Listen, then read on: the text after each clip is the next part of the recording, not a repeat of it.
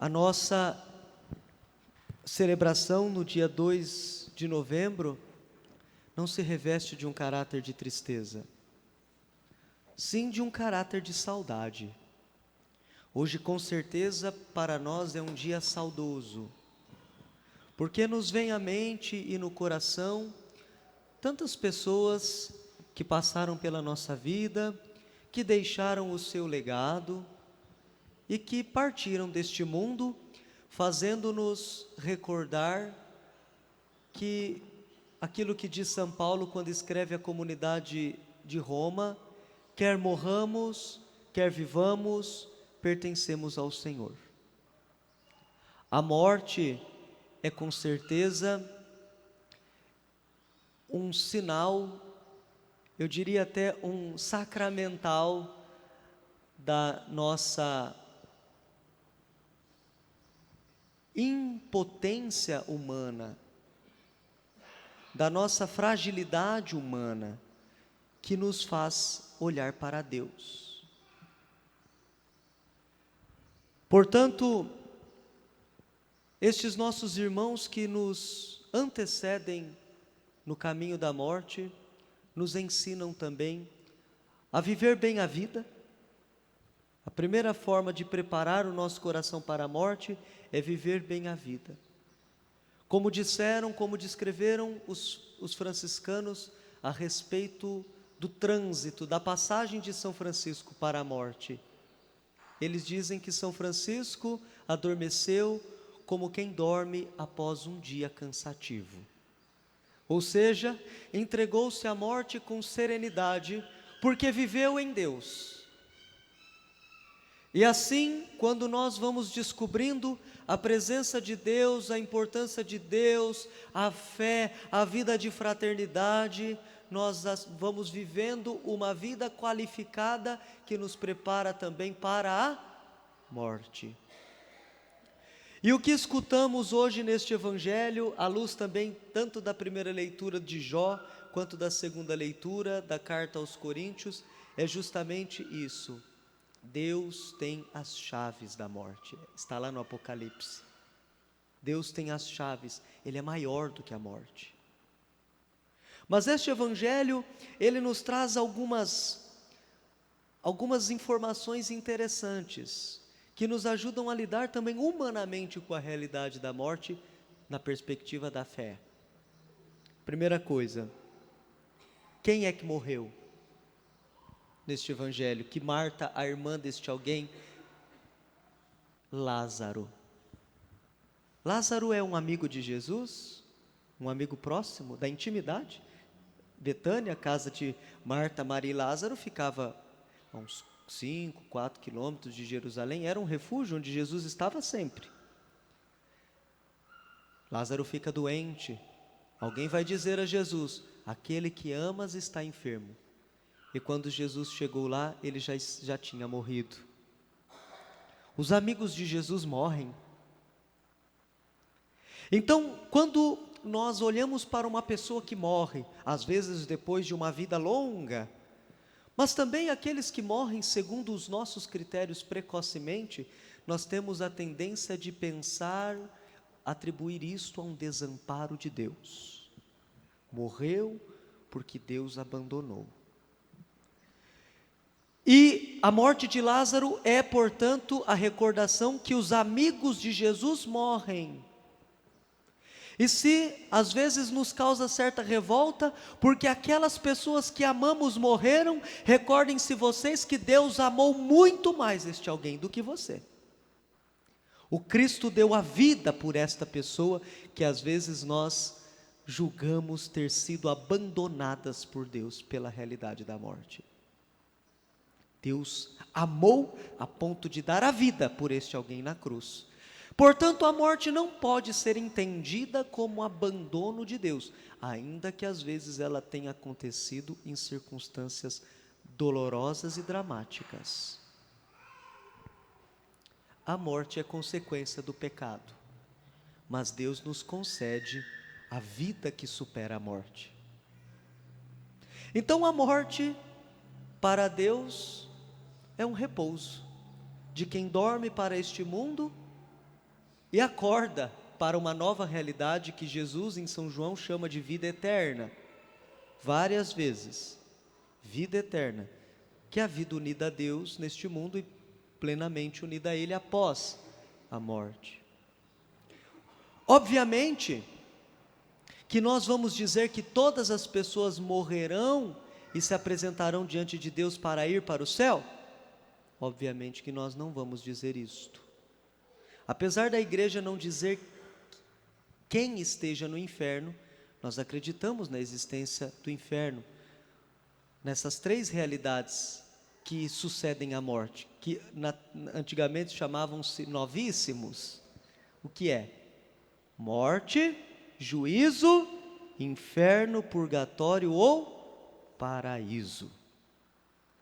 Então, quando morremos, acontece o chamado juízo particular. E Deus julgará a pessoa segundo as suas obras. E já haverá um destino.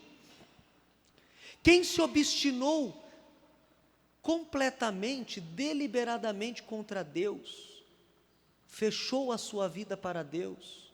Aqui não se trata simplesmente de ter pecados, significa de fazer uma opção fundamental pelo pecado e negar a graça de Deus, negar o perdão de Deus. Aquilo que Jesus chamou de pecado contra o Espírito Santo, negar a necessidade do homem de salvação,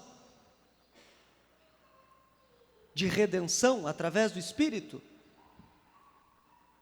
Estas pessoas, nós acreditamos que estas irão para o inferno. Aqueles que morreram num estágio de santidade, nós acreditamos que elas vão para o céu imediatamente após a morte. Imediatamente após a morte. Mas existe um grupo intermediário, daquelas pessoas que morreram, amaram a Deus, morreram confiando em Deus, no entanto não atingiram o grau de santidade suficiente para estar na presença de Deus. Por quê? O puro não se mistura com o impuro. E um dos salmos da Sagrada Escritura nos diz: Senhor, quem morará na vossa casa? E o salmo completa dizendo: aqueles que caminham sem pecado, praticam a justiça fielmente, que pensam a verdade no seu íntimo, não dobra em calúnia a sua língua, que nada prejudica o seu irmão. Ou seja, a santidade é uma meta alta para o ser humano, que nós devemos buscar com muita insistência, perseverança e graça de Deus. Por isso que há a confissão, por isso que existem os sacramentos, por isso. Mas existem pessoas que, mesmo amando a Deus, acabaram morrendo numa condição de pecado, que lhe impedem de contemplar a Deus. Estas pessoas vão para onde? Para o purgatório.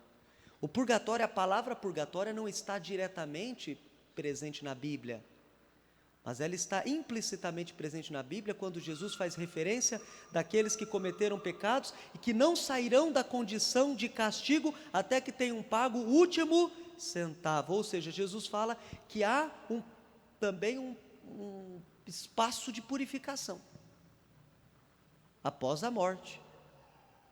Este espaço de purificação, o purgatório, ele é garantia do céu. Quem vai para o purgatório sabe que vai para o céu. Não tem como sair do purgatório e ir para o inferno. Na teologia nós brincávamos dizendo: o purgatório só tem uma porta e leva para o céu.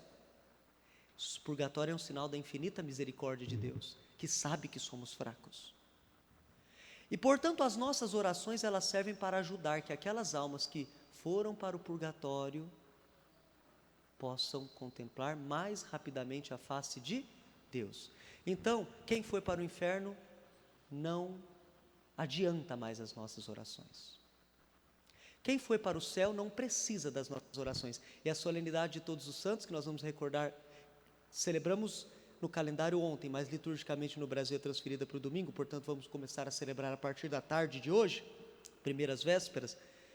Então são aquelas almas que foram para o céu, que ajudam, que nos ajudam, não precisam mais de nós, porque estão melhor do que nós, na companhia e na amizade com Deus. Essa missa, portanto, é para as almas que estão no purgatório. Essas precisam das nossas orações. E digo mais, se você quer rezar para uma pessoa se salvar, reze enquanto ela está viva.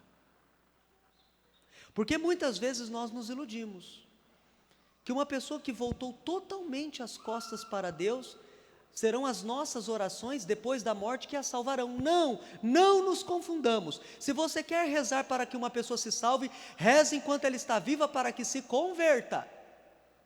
Porque depois que morremos, nós só colheremos os frutos das nossas obras.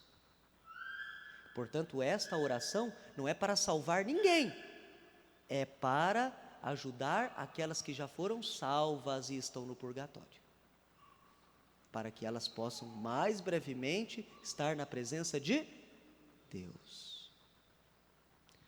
Portanto, que hoje, como Marta, mesmo com o nosso coração às vezes pesaroso pela morte, como Marta chegou em Jesus e disse: se o Senhor estivesse aqui, meu irmão não teria morrido. Quantas vezes a gente faz essa prece para Deus? Se o Senhor tivesse feito algo, se o Senhor tivesse deixado. Mas Jesus convida Marta a fazer, mesmo diante da morte, uma profissão de fé. Eu sou a ressurreição e a vida. Você acredita nisso? Ela vai dizer também: sim, eu creio, Senhor, que Tu és o Messias, que devia vir ao mundo, aquele que é maior que a morte e que nos garante a vida eterna. Os santos que entenderam isso, abraçaram a morte com grande serenidade, porque não simplesmente foram destruídos pela morte, mas sabem que pela morte verão a Deus. Não é isso? Quando São Francisco diz naquela oração: é morrendo que se vive. Parece até uma coisa contraditória. É morrendo que se vive, porque ele sabe, a morte é apenas uma passagem, um limiar, um umbral, através do qual nós adentramos nesta verdadeira vida, nesta vida maior, na vida eterna.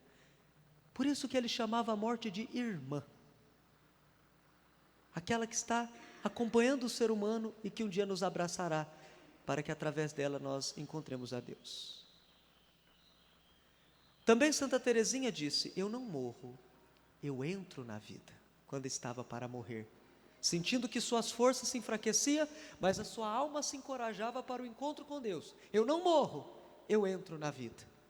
Também Jó, quando a doença começou a mostrar-lhe a finitude da vida, Jó fez uma belíssima profissão de fé: eu sei que o meu Redentor vive, e que após esta minha morte na carne, eu verei a Deus. Que essa esperança de ver a Deus nos faça enxergar com fé todas as realidades que estão diante de nós, inclusive a realidade da morte, para que esta promessa de Jesus, ela fale fortemente no nosso coração. E como diz Santo Inácio de Antioquia, que dizia: eu tenho dentro de mim uma voz, que é a voz do Espírito, que diz: vem para Deus, vem para Deus. E esta voz também seja a voz a estimular e inspirar a nossa vida. Caminhamos neste mundo, não para a morte, caminhamos para Deus. E este Espírito, portanto, nos conduza para caminharmos com segurança e fé. Amém.